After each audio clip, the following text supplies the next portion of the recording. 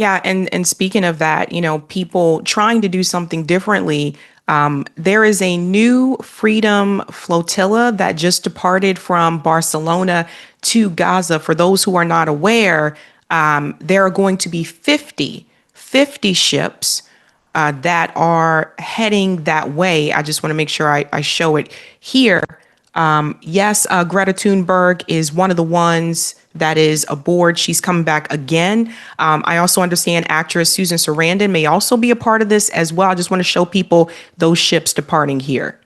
Board will be detained and then they can be deported.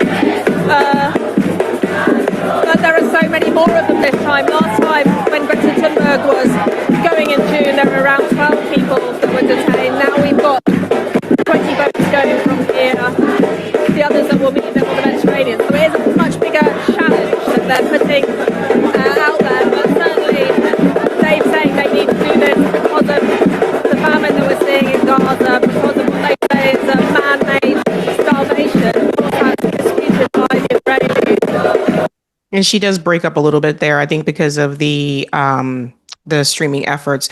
But Professor Marandi, like this is, we remember that first Freedom Flotilla after October 7th, and then there was the other one here more recently with Chris Smalls, who was detained and beaten and brutalized in Israel. And now we see again, like that And did he not was the stop. only he was the only um I think he's African American, right? I think he's Yeah, he was the only one. yeah, so yeah. The others were not tortured or beaten or brutalized like he was. Correct. And but we see that did not stop this No. mission. Now there are over 50 ships that are headed towards that way.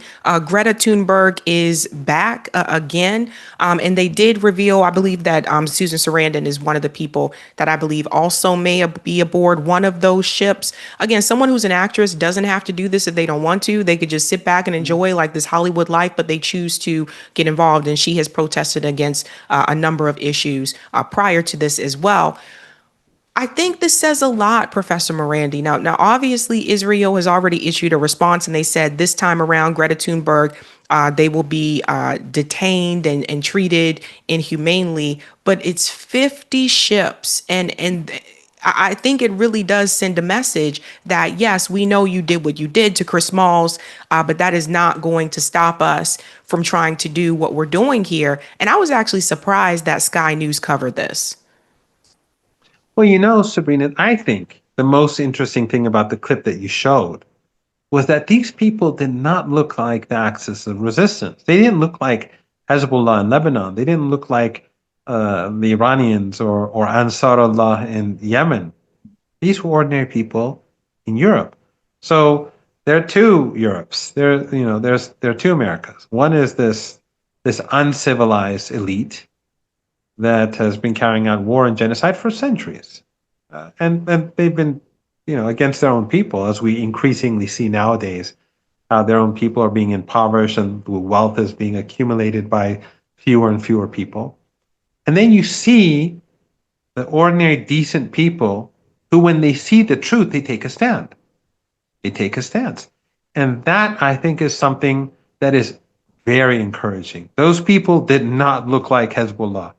They did not look like Ansarullah, but they were there. And I'm sure some of them are under some sort of threat. They could lose their job, or they could be harassed, or they could, because we've seen it happen already across Europe and North America. But still, people take a stand. And that, I think, is that's heroic of all of them. And again, it's encouraging because it shows that this is not like this is not about, we see so many Jews. I'm not saying the majority of Jews, but a huge segment of Jews. I don't know the numbers, but a huge segment of Jews are standing up against this. A huge segment of Europeans, white Europeans, North Americans are standing up against this. Hindus, I think I've said this a couple of times. I'm not quite sure, and I apologize to it because I've said this 3 or 4 times. at MIT, that young lady who gave her that speech, I think she was Hindu, and I think she was also punished. So you see people from different religions, different races, from different parts of the world, from different classes, all taking a stance despite the suppression of information, despite the censorship. And that, as I said, I think that's the most encouraging thing about all of this, that that people are, I'm not saying, human beings are, we're all fantastic, but human beings have a strong sense of decency. If they are, I'm not saying they're all good, but if they're provided the information, if they know what's happening, many of them will do something about it. And these 50 ships, all of them are taking a risk, every single one of them. And the people who are cheering them on, some of them, I'm sure, are taking some sort of risk, but they're doing it in any case. And that, I think, is a very big deal. And basically, they're putting their lives at risk. Yes, absolutely. Absolutely. That because the first flotilla that it happened years ago in the previous genocide against the Palestinians, I think 10 people were killed on the ship. If I'm not mistaken, your viewers could do a search right now and check. But the Israeli regime, they kill people. So there is a risk.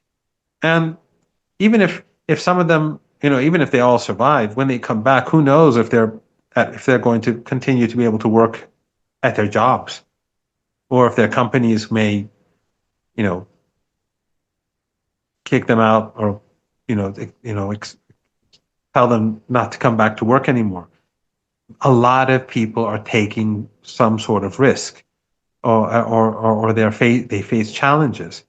But despite that, they're taking a stand. So everyone who's involved with these 50 ships, both those who are on the ships and those who are supporting them, and those who are from afar who can't participate but their hearts are with them, that's an act of heroism. Once, I don't remember who it was. I was on a show and someone read a comment underneath and said to me that some woman from she made a comment and said, "I'm ashamed that my country is doing this." And I said that she shouldn't be ashamed. If she's taking a stance against what's wrong, there's nothing for her to be ashamed of. Everyone who's doing the right thing, they have nothing to be ashamed of. If their government is doing something evil, they're not doing evil. They're standing up against evil. So they don't have to be. The government or whoever's supporting this has to be ashamed. But those people who are doing the right thing, they should be proud of themselves. Yeah. Yeah, I know. We'll have to see what happens from here, but I am very, very excited about the 50 ships that just departed. Professor Marandi, thank you so much for your time. Is there anything that you have coming up next?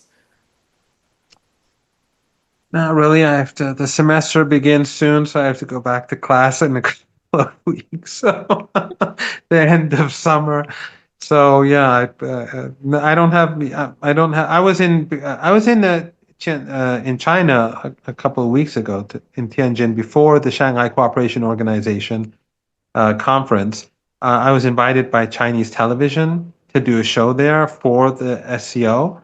And it's not something that passed, but since the SCO is taking place right now in Tianjin, I thought it's something perhaps interesting to just briefly, touch upon. First of all, Sabrina, I've been to a number of big cities in China over the years, and they're all far more advanced than any city that I've seen in Europe or North America. Whether it's Tianjin, whether it's Beijing, whether it's Shanghai or Guangzhou or Shenzhen or Chongqing or Chengdu or the cities that I've been to, Ningbo, they're extremely advanced. And while the West is waging endless wars and slaughtering people and destroying their image across the world and creating poverty for their own people through these endless wars, the Chinese are developing their economy. And now you see, I think, roughly 30 heads of state in China will be taking part in also after the SCO conference in the military parade. I think it's the day after tomorrow. This is where the world is moving. And the United States under Trump, Biden, Obama, Clinton, Bush, they've just, and the Europeans, of course, they've been dragging their countries down, the crimes aside, whereas China and others are advancing. And I think this is something that I find extraordinary, that these, and the Western media, even now, as you know, as we speak, they're trying to sort of suppress this news, a lot of them at least, on what's going on in China, instead of rethinking their policies. Why does everyone, why do people across the world hate us now? Why is the standard of living going downhill? 40 years ago, 45 years ago, the United States was the China that we see today. The United States was the country where factory workers could have a home and send their kids to college, and they had the best bridges and the best tunnels and the Lincoln Tunnel and all that. There was the new techno, and all that now is just, it's all breaking down, and the country is deteriorating, and they continue the wars and the genocide. It's amazing. But that's not the future. The future for me is, in a couple of weeks I go back to class. Nothing really exciting. All right. Professor Marandi, thank you so much for your time. Thank you, Sabrina. Always a pleasure. Stop recording. Hey guys, this was a Sabby clip. If you like what you saw, hit that like button and subscribe.